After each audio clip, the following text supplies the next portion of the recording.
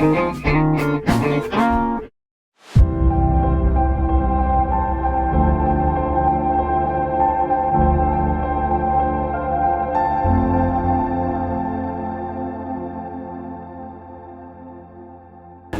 à tous, donc moi je suis Anthony Pelteret, je suis le directeur de la cuisine centrale à la ville de Besançon. Voilà, juste pour situer, donc nous on fait à peu près 5000 repas pour le scolaire, en école élémentaire, maternelle. On fait à manger également pour les centres de loisirs durant les vacances et les mercredis où on fait 700-800 repas, et on fait également 500 repas pour les crèches de la ville. Donc voilà, on a à peu près 70 sites à livrer, donc 53 écoles et une quinzaine de crèches. Voilà, juste pour situer un petit peu la cuisine. Et puis, petite info, on est en liaison chaude. D'accord, donc voilà. Donc aujourd'hui, moi, la thématique que je vais aborder, c'est le repas végétarien. Donc, puisqu'à la ville, on fait des repas végétariens depuis 2012. Donc on avait attaqué les repas végétariens bien avant la loi Egalim. Et aujourd'hui, on ne fait pas un menu végétarien par semaine, mais 2. En sachant qu'on est sur un menu unique, donc quand c'est végétarien pour tout le monde. Aujourd'hui, il n'y a pas de plat de substitution et voilà, il n'y a pas de multi-choix.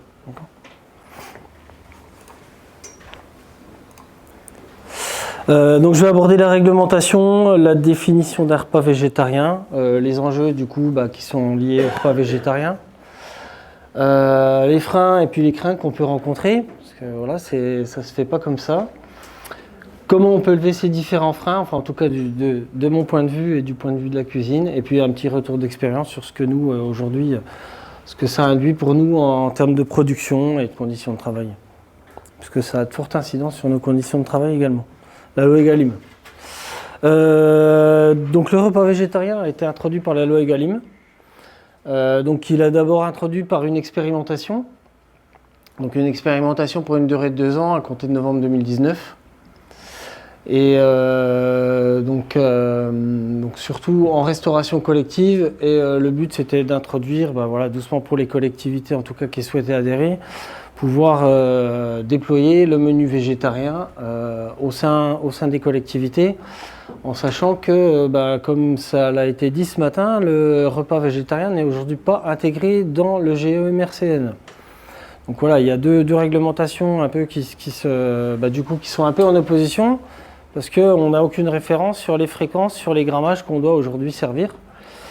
Et puis donc la loi Egalim a introduit le menu végétarien et ça a été donc derrière pérennisé par la loi Climat et Résilience en 2021, donc qui a permis de poursuivre l'expérimentation et qui a également ouvert donc l'expérimentation. Alors pour ceux qui ont du multi-choix, aujourd'hui sur une option végétarienne quotidienne, donc dans les collèges, lycées notamment. Et puis donc l'option végétarienne quotidienne qui a été également rendue obligatoire pour la fonction publique d'État, enfin les restaurants de la fonction publique d'État. Donc dans les ministères, la DRAF qu'on a vu ce matin, la direction départementale des territoires et autres services déconcentrés de l'État. Voilà, bon après il y a tout un pan sur le développement des formations également, mais bon on voit bien qu'en tout cas la réglementation sur le repas végétarien aujourd'hui, elle n'est pas très vieille, 2018, ça remonte à, il n'y a pas si longtemps que ça. Et puis c'est en gros en perpétuelle évolution, on voit bien que dans la société, voilà, tout ce qui est développement durable et en tout cas dans la restauration, c'est toujours en évolution, et le repas végétarien également, vis-à-vis de la loi, évolue régulièrement.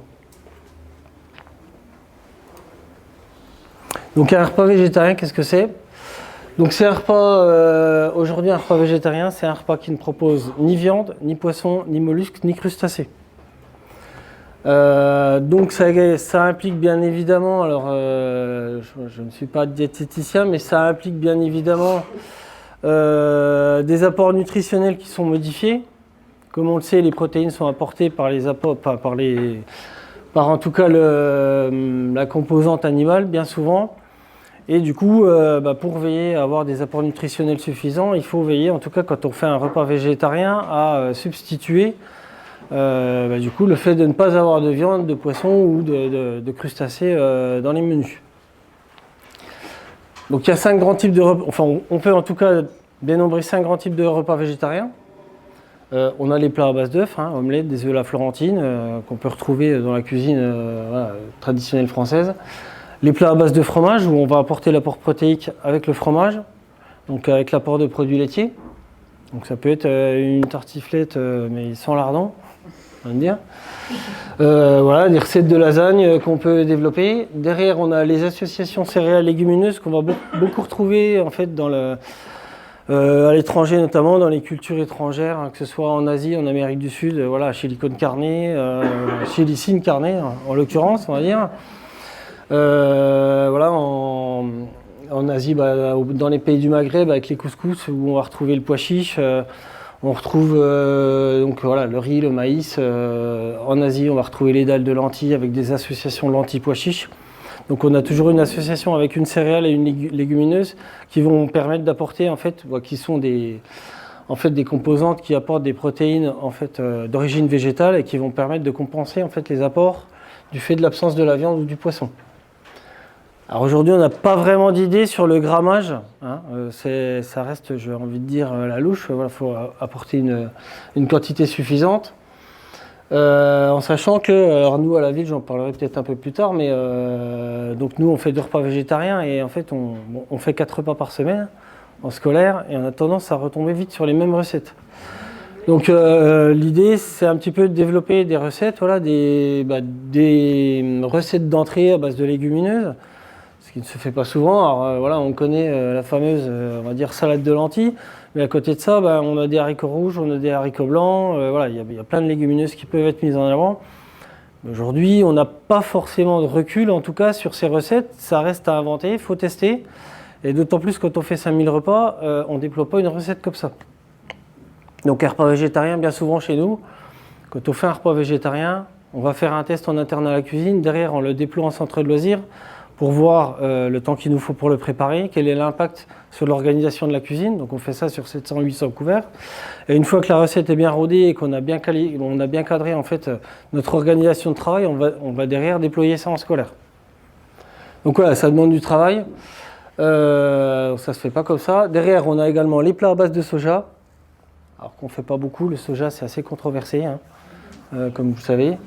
Donc avec précaution, et puis que j'ai mis en dernier parce qu'on n'en fait pas vraiment, mais des produits industriels, parce qu'il faut bien se douter que depuis la loi, les industriels se sont engouffrés dans la brèche et nous proposent tout ce qu'on veut, des galettes, des petites boulettes, voilà. Donc on peut manger les steaks et des boulettes tant qu'on veut, mais bon, il ne faut pas oublier que la cuisine, c'est quand même... on a quand même des cuisiniers qui sont là pour travailler des produits bruts à la base. Et j'ai envie de dire que aujourd'hui, les produits industriels ne mettent pas forcément en avant la cuisine végétarienne. Je ne sais pas si à l'étranger, si on leur sert un chili avec une galette, je ne suis pas sûr qu'ils le mangent. Bon. Donc voilà. Alors, donc au jour d'aujourd'hui, l'obligation de la loi Egalim, c'est un repas végétarien sur 20 repas par semaine. Donc, suivant si vous avez 4 ou 5 jours de fonctionnement, ça va faire entre 4 et 5 repas végétariens sur une fréquence de 20 repas.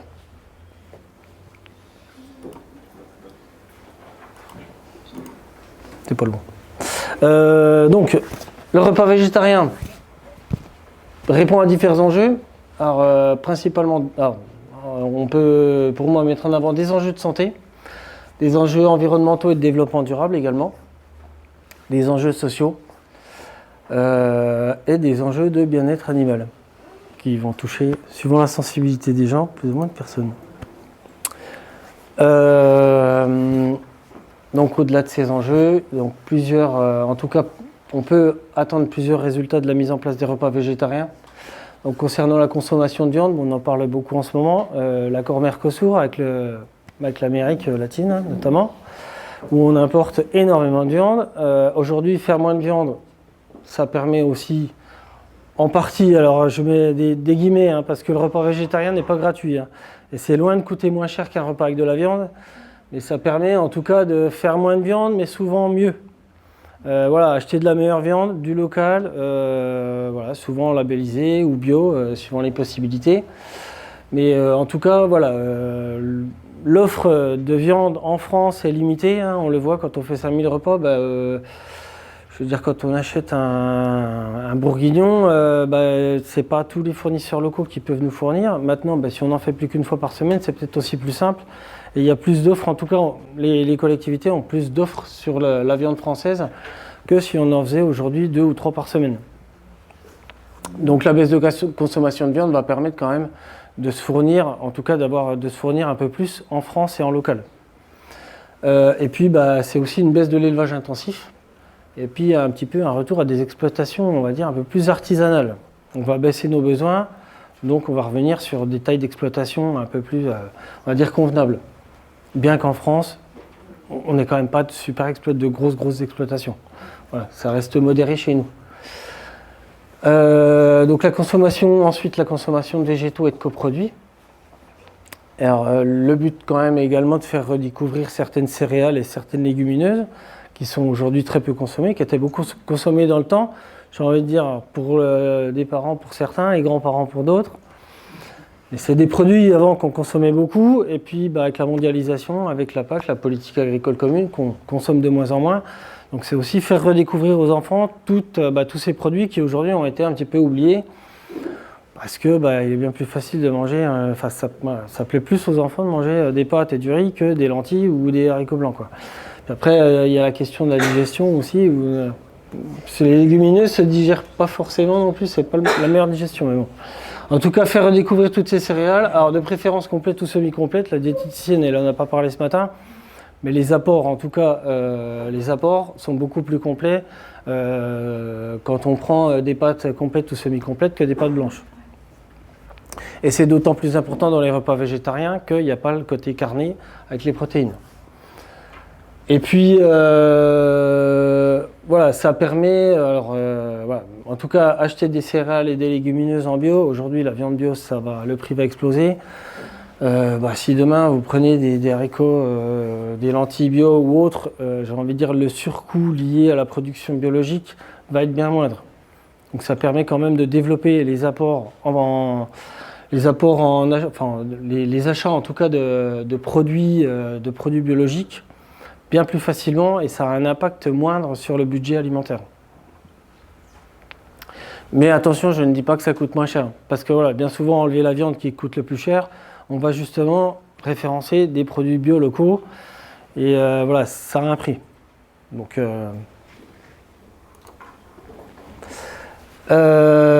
Donc concernant les producteurs, le fait d'acheter moins, donc comme je l'ai dit tout à l'heure, ça permet de faire appel à des exploitations plutôt artisanales qu'industrielles, et en général en local. Ici pour la Franche-Comté, on a énormément de races pour faire les produits laitiers avec les filières de comté. Donc ça permet de faire appel à ces filières-là, et puis de valoriser en fait la viande de ces animaux. Le but est également de modifier le paysage des exploitations françaises, leur faire comprendre que il faut aussi se diversifier et développer les cultures végétales. Et il y a des aides pour les exploitants, il y a des aides aux installations. Donc le fait de le déployer en tout cas en restauration collective, puisque je ne saurais pas dire combien on fait de repas en restauration collective tous les midis, mais c'est un chiffre assez élevé. Si on prend tous les établissements scolaires, les hôpitaux, les maisons de retraite et autres, il y a un nombre de repas très très important. Donc c'est un signal en tout cas donné aux exploitants pour leur dire, si demain vous devez vous reconvertir, faites de la légumineuse, faites de la céréale, lancez-vous dans ce type d'exploitation. Et puis ça permet de soutenir et de reconnaître les producteurs qui ont des pratiques vertueuses, qui sont dans le bio, dans le labellisé, qui font de la lentille IGP, mais en tout cas des producteurs qui sont engagés dans des pratiques vertueuses. Et puis concernant les consommateurs, j'ai mis améliorer le niveau de santé générale, mais c'est plutôt rééquilibrer les apports. Aujourd'hui, on avait énormément d'apports en protéines liés à la consommation de viande. Aujourd'hui, ce qu'on souhaite, c'est rééquilibrer en tout cas les apports entre la viande et les apports en protéines végétales, en sachant que, j'ai envie de dire, suivant la population, il faut faire attention. Tout le monde aujourd'hui, avec l'inflation, n'a pas accès à la viande, ça coûte de plus en plus cher, les produits de la mer également. Donc c'est à prendre un petit peu avec des pincettes. Et c'est pour ça qu'il faut être d'autant plus vigilant à avoir cet apport en protéines. C'est qu'aujourd'hui, tous les enfants ne mangent pas de viande quand ils rentrent le soir à la maison. Donc quand on fait un repas végétarien, c'est très très important de faire attention à cet apport. Aujourd'hui, on ne peut pas se permettre de mettre des pâtes avec de la sauce tomate et de dire j'ai fait un repas végétarien, quoi. Si c'est une fois tous les 3 mois, j'ai envie de dire ça va passer, mais on ne peut pas faire ça toutes les semaines parce que l'apport il n'est pas là. Améliorer le bien-être des animaux, c'est aujourd'hui une demande quand même croissante des consommateurs qui sont de plus en plus vigilants là-dessus. Donc j'ai envie de dire moins d'animaux dans les abattoirs, moins de consommation de viande, c'est moins d'animaux abattus. Donc moins de productivité, moins de transport pour les animaux. Voilà, ça a tout un impact en tout cas sur le bien-être des animaux. Mettre en place de nouvelles habitudes de consommation chez les enfants et puis permettre une meilleure inclusion d'enfants qui ne consomment pas de viande. Alors nous, pour notre part, on est sur un menu unique. Donc quand il y a un enfant qui ne mange pas de viande, il n'y a pas de plat de substitution. Donc il mangeait en fait que l'accompagnement. Donc le fait d'avoir mis en place des menus végétariens a permis en fait de mieux inclure en fait ces enfants parce que du coup ils mangeaient comme les autres.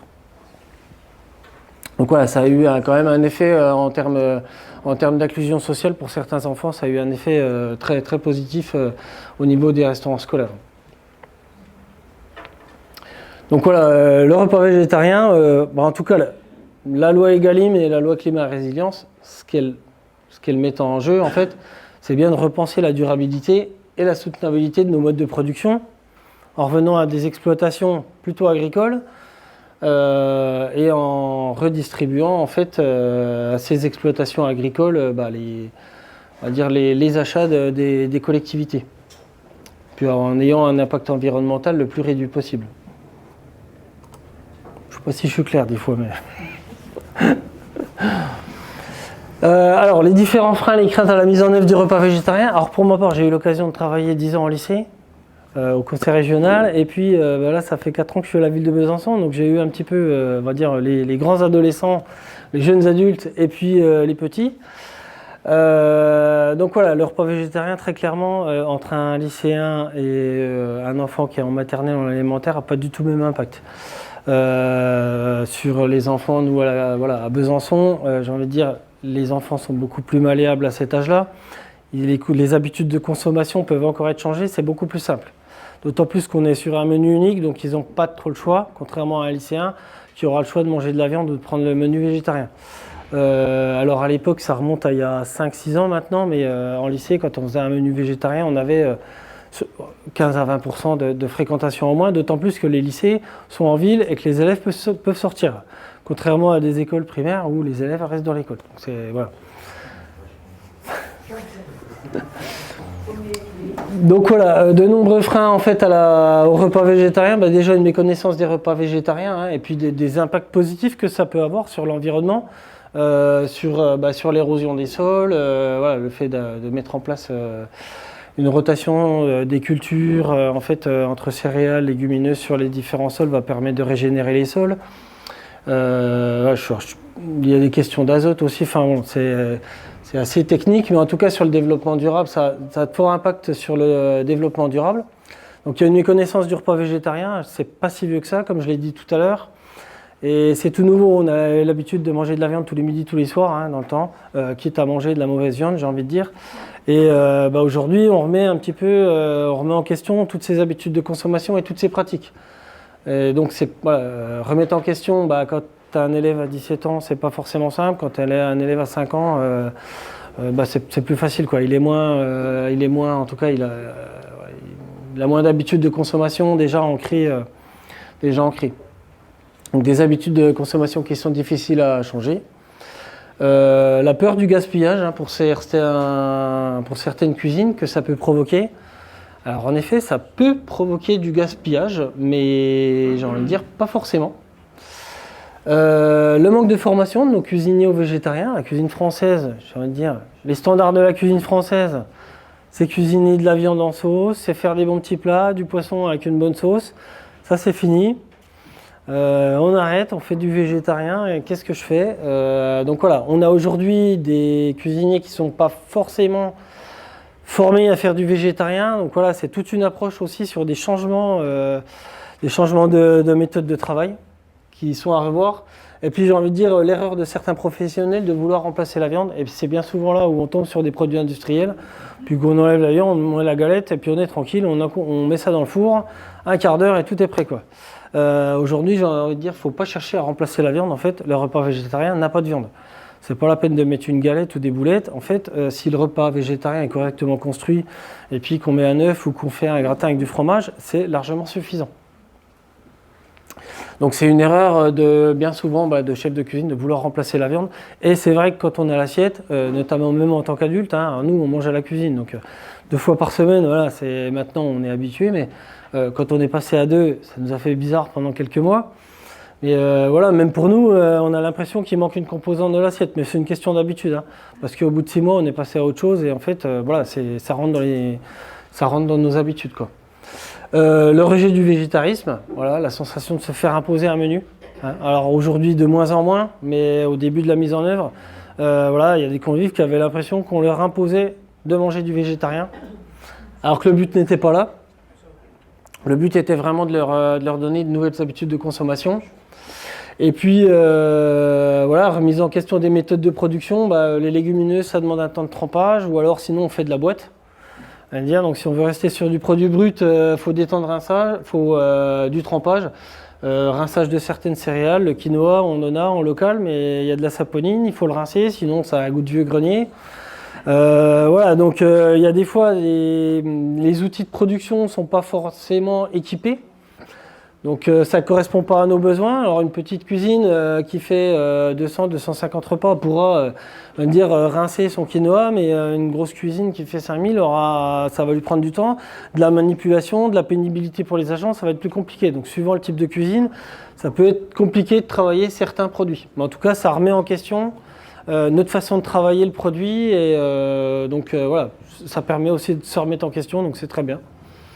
Et puis la nécessité d'innover parce qu'on a tendance à retomber tout le temps sur les mêmes choses. Donc faut se remettre en question et puis voilà, faire des tests, innover, qu'est-ce qu'on peut faire, regarder ce qui se fait à l'étranger.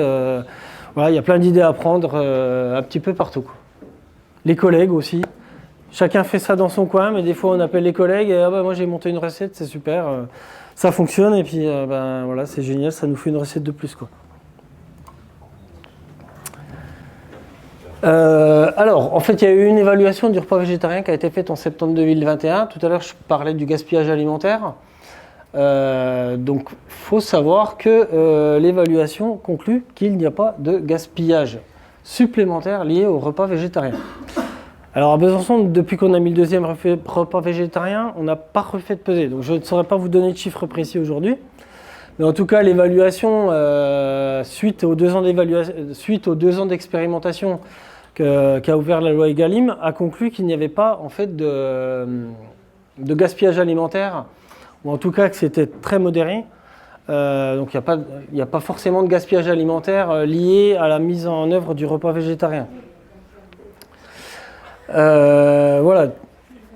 Comme je l'ai en dessous, toutefois, attention, voilà, si l'établissement est en pleine campagne, un lycée agricole où il y a très peu d'offres de restauration alternative, ou un lycée qui est en plein centre-ville, ou un collège ou autre, l'impact ne sera pas forcément le même et du coup, voilà, faut mettre en perspective en tout cas les résultats de l'évaluation.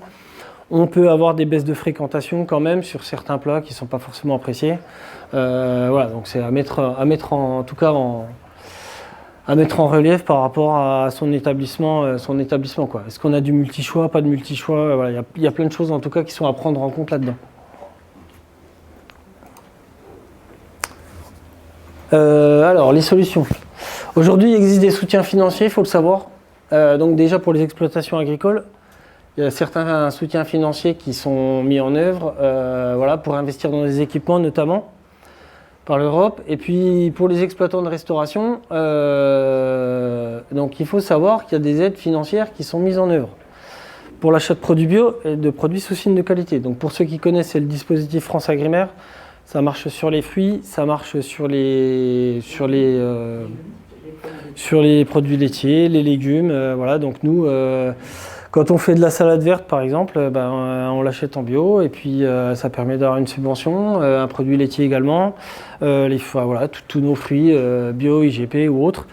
Faut savoir qu'il y a une subvention, ça permet de récupérer de l'argent puis derrière de le réinjecter ailleurs. À titre d'exemple, sur un trimestre, pour une cuisine qui fait 5000 repas jour, ça peut monter à 20-25 000 euros le trimestre. Donc c'est pas négligeable, en tout cas comme subvention, voilà, c'est pas négligeable. Faut le savoir, il y a derrière, il y a beaucoup de communication là-dessus en ce moment parce que, alors, pour information, le dispositif existe déjà depuis certaines années, mais ils n'arrivent pas à distribuer les subventions. Donc si ça vous intéresse, allez-y. Ça demande un peu de travail, mais ça vaut le coup. Voilà, c'est assez lourd, ça a une reprise du dispositif Onilé pour ceux qui ont connu ça. C'est assez lourd, mais voilà, une fois que c'est lancé, qu'on a l'habitude, qu'on a pris le pied avec les fournisseurs, voilà, ça se fait. Et bon, c'est pas une subvention de 2000 euros, quoi. Bon, ça vaut le coup, quoi. Et puis après, des solutions techniques, j'ai envie de dire, alors nous, pour innover, on reprend les marqueurs on reprend des marqueurs de recettes traditionnelles, hein. On va prendre une recette de blanquette qu'on va essayer d'adapter en végétarien. On va prendre une recette de lasagne, un couscous, une paella. Alors c'est un peu les grands classiques, hein, mais voilà, un vol au vent végétarien. Ça peut très bien être voilà, un ragoût à base de légumineuses. Enfin voilà, reprendre en gros les recettes traditionnelles françaises que les enfants connaissent et les adapter en végétarien. Parce qu'en général, ils retrouvent un petit peu ce qu'ils ont l'habitude entre guillemets de manger. Diversifier ce qu'on cuisine, hein. Voilà, mettre de l'épeautre, du quinoa, de la polenta, du millet, des choses qu'on n'avait pas forcément l'habitude de voir dans les menus il y a 10, 15, 20 ans. Ça permet d'apporter un peu de variété. Cuisiner des recettes fait maison, éviter de tomber dans l'industriel. Alors là, j'ai envie de dire, c'est ce qu'il y a de pire et c'est ce qui va dégoûter les enfants. Parce que quand ils ont mangé les galettes, alors en général, c'est très sec, à moins de mettre une super sauce avec. Et puis, c'est pas de la cuisine. Enfin, aujourd'hui, plaquer une galette végétarienne, ça revient à plaquer un cordon bleu ou faire un poisson pané. Donc après, c'est un choix, hein. On peut faire un poisson pané pour faire plaisir de temps en temps, hein. Voilà, comme on dit, il y a la notion de plaisir, hein. Mais voilà, le faire trop souvent, en tout cas, ça vaut pas le coup. Voilà, faire du fait maison, ça permet de valoriser déjà nos productions françaises. Ça permet de valoriser le travail de nos cuisiniers. Aujourd'hui, on a des cuisiniers qui ont des compétences, je veux dire, il faut les utiliser, quoi. Un cuisinier, il n'y a rien de pire qu'avoir un cuisinier qui met un plat dans un four et puis qui attend 1 heure que ce soit cuit, quoi. Donc voilà, ils ont des compétences et puis d'avoir des plats plus savoureux.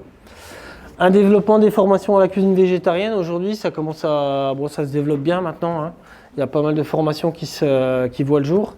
Et puis sensibiliser les convives aux végétariens et puis l'impact que ça peut avoir sur l'environnement, voilà, maintenant dans les établissements scolaires, des fois il y a des thématiques des enseignants qui font des projets sur le bien-être animal, sur plein de choses et voilà, les sensibiliser là-dessus, ça peut leur permettre d'accepter un petit peu mieux le repas végétarien et leur expliquer pourquoi on fait des repas végétariens et qu'on ne cherche pas forcément à leur imposer un repas, quoi. Et puis donc je vais finir par ça. Donc à la cuisine de Besançon, donc je vous l'ai dit, on fait 2 repas végétariens par jour. Alors les plats végétariens, entre guillemets, on fait à peu près 95% de fait maison. Alors on fait bien entendu une fois de temps en temps un petit ravioli 4 fromages ou voilà, pour changer un petit peu. Ça emmène un peu de diversité, mais très honnêtement, allez, si on en fait 3-4 dans l'année, sur je sais pas, il y a 136 semaines x 2 sur 260 repas, c'est le grand maximum, quoi. En sachant qu'ils apprécient, puis tout est mangé, hein. Le jour où on fait un ravioli 4 fromages ou ricotta épinards, là on a gagné, c'est bon, quoi, mais bon. Puis le constat, alors on peut avoir une augmentation d'un certain gaspillage alimentaire, mais comme ça a été dit ce matin, alors je sais pas, c'est peut-être 10 ou 15 fois, c'est le collègue qui l'a dit, mais dans le temps, on disait qu'un plat aujourd'hui que ne connaissent pas les enfants, il fallait le présenter entre 7 à 8 fois, avant de le faire accepter et que les enfants s'habituent aux différentes saveurs, aux différents goûts. Alors c'est peut-être 10 ou 15 maintenant, il a peut-être raison. Mais voilà, en tout cas, c'est pas parce qu'aujourd'hui il y a un menu, une nouvelle recette végétarienne qu'il n'y a pas forcément plus, ça ne veut pas dire qu'il faut abandonner. Alors il y a peut-être des ajustements à faire sur la recette. Voilà, est-ce que c'était trop cuit, pas assez, est-ce qu'il manque un élément qui rajoute J'ai envie de dire, on va parler comme à la télé, un peu de croquant dans la recette. Hein, on n'est pas à Top Chef, mais voilà, il y a peut-être des éléments aussi à revoir un petit peu dans la recette, mais en tout cas, faut pas abandonner. Et il y a un moment où bah voilà, le gaspillage alimentaire il revient à la normale. Hein, mais en effet, on peut avoir un petit peu plus de gaspillage alimentaire, en tout cas lorsqu'on présente un nouveau plat. La découverte de nouvelles saveurs. Pour certains convives, bah voilà, en général, on met plus d'épices dans la cuisine végétarienne que quand on fait de la viande. Et puis voilà, pour développer un petit peu, pour apporter de nouvelles saveurs à ce qu'on fait et puis donner du goût. On a pu en tout cas améliorer la qualité de nos viandes. Alors il faut savoir que nous on est passé sur de la volaille 100% label rouge, sur du porc IGP Franche-Comté. Alors le bœuf on le fait pas parce que si on fait un bœuf bio, il va falloir tuer 4 bœufs pour faire un bourguignon et puis derrière il y a tous les rumsteaks, les entrecôtes et ça le producteur il sait pas quoi en faire. Ça n'intéresse pas les restaurateurs donc aujourd'hui on a pris le parti de ne pas faire de viande bovine bio. Donc on ne le fait pas pour des questions d'éthique et puis voilà, ça rimerait à rien. Mais voilà, ça nous a permis en tout cas de monter en qualité et en gamme sur nos viandes. On a limité l'utilisation de soja qui est source de phytoestrogènes, donc on en fait une fois dans l'année en général. Et puis ça nous a permis de référencer plein de nouveaux fournisseurs et puis d'augmenter la part d'achat de produits bio et locaux.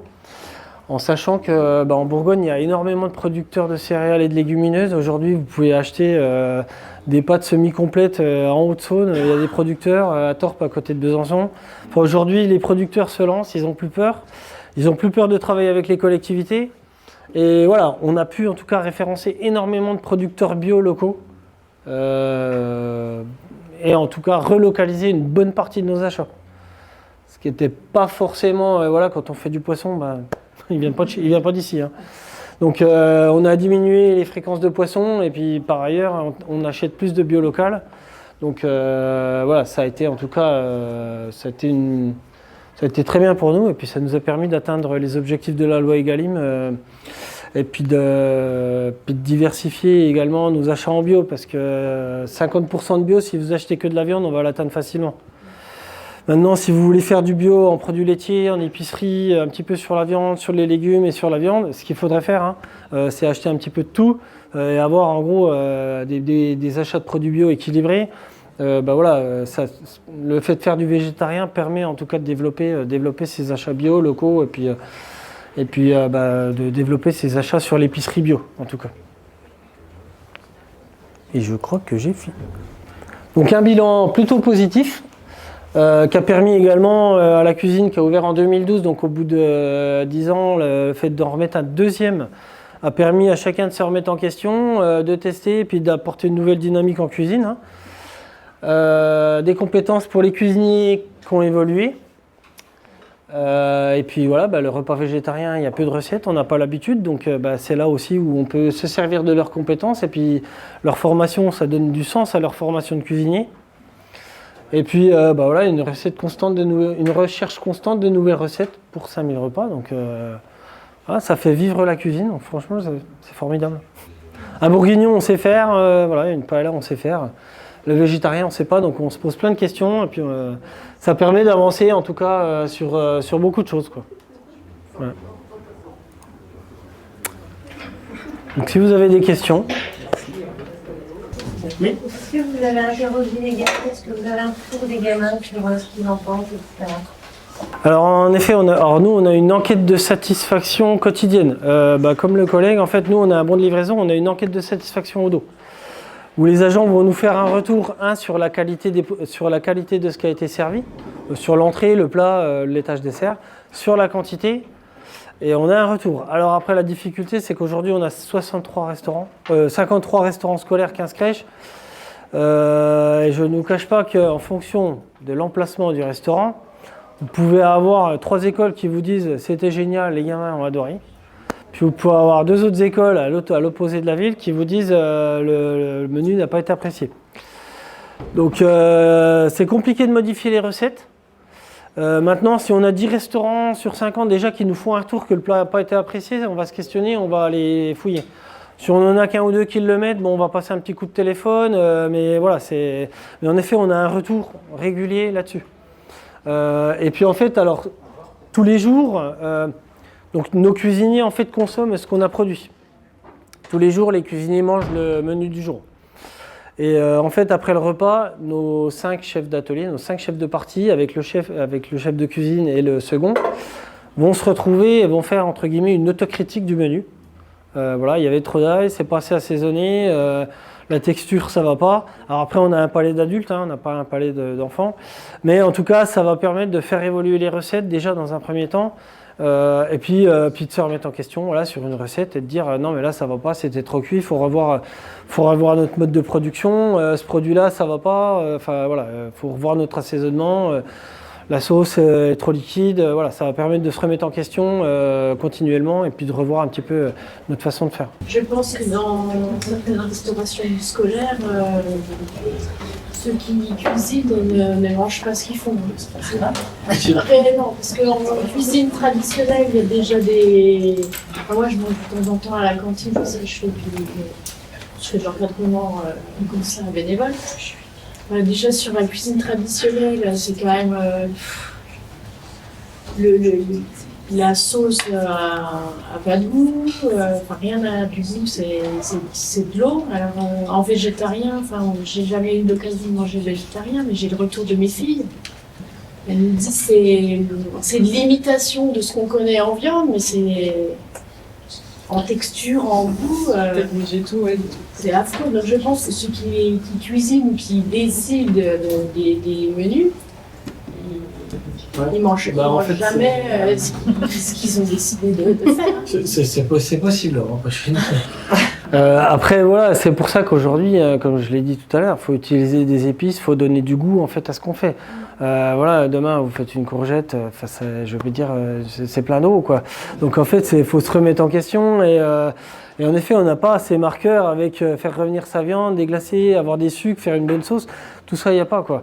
En effet, il faut faire une bonne sauce tomate, faut mettre ce qu'il faut dedans aussi. Hein. Il ne suffit pas de mettre 3 oignons et 2 tomates pour faire une sauce, quoi. Et donc, il faut donner du goût à ce qu'on fait, en fait. Et en effet, ça demande du travail, ça demande de goûter, de se remettre en question. Après, il faut savoir utiliser aussi les épices, ce qu'on a du mal. Aujourd'hui, même demain, même en cuisinant de la viande, voilà, quand on a des enfants qui sont issus de parents qui viennent de l'immigration, ils vont trouver que c'est fade. Et pourtant de la cuisine française, parce qu'on n'utilise peu d'épices. Enfin, peu d'épices. C'est pas qu'on utilise peu d'épices, mais moins que dans la cuisine étrangère. Donc en effet, sur un repas végétarien, faut quand même marquer les goûts et chercher à donner du goût à ce qu'on fait en fait. Et c'est pas évident. Il faut tester, il faut ajuster les recettes. Après, comme je dis, nous on est des adultes, des fois on se dit ouais, c'est super bon. Puis on a des retours de restaurants qui nous disent ça n'a pas été apprécié par les enfants. Alors qu'on trouve la recette excellente. Et voilà, la difficulté elle est aussi là, c'est de se mettre à la place du coup de l'enfant, de l'adolescent, puis dire mais qu'est-ce que lui il veut quoi. Et en fait en général ils cherchent pas compliqué. Hein. Non, les jeunes ils veulent pas compliqué. Hein. Si on leur fait des recettes trop développées, alors sur le végétarien faut avoir un peu de recherche, mais voilà, moi je me rappelle quand on faisait des entrées, on mélangeait des fois du concombre avec d'autres crudités, et ça passe pas quoi. Le retour qu'on avait, c'est faites-nous du concombre, faites-nous de la betterave, faites-nous de la carotte, quoi. Arrêtez de mélanger tout et n'importe quoi. Enfin, voilà. Mais en effet, après, il y en a peut-être qui goûtent pas ce qu'ils font, c'est fort possible, oui.